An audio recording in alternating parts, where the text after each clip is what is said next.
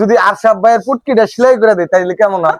বলে যে কিছুদিন আগে ও ভুয়া টিভি নাম ছিল, আবার আলোকিত ডাং ধরা করলো। যাই হোক, এটা নিয়ে চোদ্দ মদন খেলো, খায় আবার ভুয়া টিভিতে ফিরলো।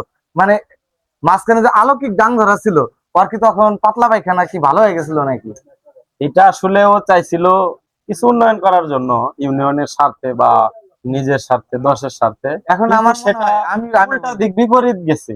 বিপরীত বলতে ভালো করতে যে নিজেরই মানে বাস গেছে, এর কারণে এই অবস্থা। আমার মনে হয় যে ওর আবারও মানে পুটকি একটু টাইট হয়েছিল, সেই জন্য আলোকিক ডাং ধরা দিছিল, যে বিষয়টা আর কি। কি আপনি কি মনে করেন? আমি কি মন্তব্য করি এই ব্যাপারে? আসলে আমরা দেখেছি অনলাইনে যতটুকু দেখেছি যে উনি আলোকিত ডাং ধরা দিয়েছিল, মানে ডাং ধরার উন্নয়ন করবে বা ডাং ধরার সমস্যাগুলো তুলে ধরবে। কিভাবে উন্নয়ন করবো? উনি তো আসলে ডাং ধরার বর্তমানে কিছু না, উনি একজন সেনা সদস্য ছিল তো, সাবেক। তাহলে ওনাকে দ্বারা তো আসলে কোনো উন্নয়ন করা কিন্তু চাইছিল, মানুষ যদি ওনাকে উনি চাইতো তাহলে চেষ্টা করছিল কিন্তু সফল হতে পারে নাই। আসলে মূল বিষয় হলো কি, ওর পুটকি আগে ঢিলা ছিল, একটু টাইট টাইট হয়েছিল, তাই ভাবছিল যে আমি মেলা কিছু করব। আগে আগে বদনি নিয়ে হাগাহাগি করতে, দৌড়াদৌড়ি করতো, এখন মোটামুটি এখন আগে অনেক ভালো হয়েছে। আমি যে কথাটা বলি, এখন ওর পুটকি ঠিক হয় নাই। কিছুদিন আগে দেখলাম ইন্ডিয়াতে ভিডিও বানাইছে যে ইন্ডিয়ায় যাব, ডাক্তার মাক্তার অত কিছু দরকার নাই।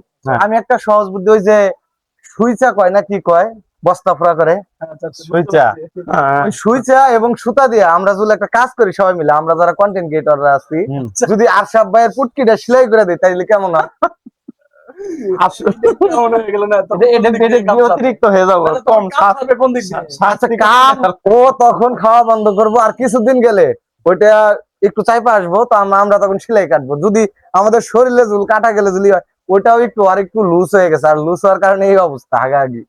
কাজটাকে ঠিক হবে রাবি ভাই? না না, এটা করা যাবে না। এটা আমাদেরই বদনাম হবে আমরা যদি কন্টেন্ট ক্রিয়েটর হয়ে একজনের আরেকজনের ক্ষতি করি। অল্প কিছু শাস্তি দেন, এত বড় শাস্তি দেওয়া যাবে না। না, ও কিন্তু বলছে যে আমার খারাপ দিক চলে যাবে।